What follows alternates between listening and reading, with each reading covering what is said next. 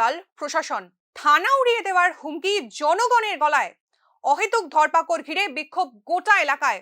বিশালগড়ের আইন কানুনের পরিস্থিতি সর্বনেশে। একের পর এক ছিনতাইয়ের পর উত্তপ্ত হয়েছে বিশালগড়। প্রশ্ন উঠেছিল পুলিশের ভূমিকা নিয়ে। বিধায়কের ভোকাল টনিকের পর উত্তাপ বেড়েছে গোটা এলাকায়। আইন হাতে তুলে নিয়েছিল এলাকাবাসী। বাড়ি থেকে দুজনকে তুলে দিয়ে এসেছিল পুলিশের জিম্মায়। এখন আবার অসক্রিয়তার অভিযোগ পুলিশের বিরুদ্ধে। জনতার দাবি, দোষীদের আটক করার বদলে গ্রেফতার করা হচ্ছে নির্দোষদের। বাইপাস ছিনতাই কাণ্ডে আটক করা হয়েছে শুভঙ্কর দাস নামের এক ব্যক্তিকে। জনগণের দাবি সে নির্দোষ, তাই তাকে ছাড়াতে সোমবার বিশালগড় থানা ঘেরাও করে প্রমীলা বাহিনী।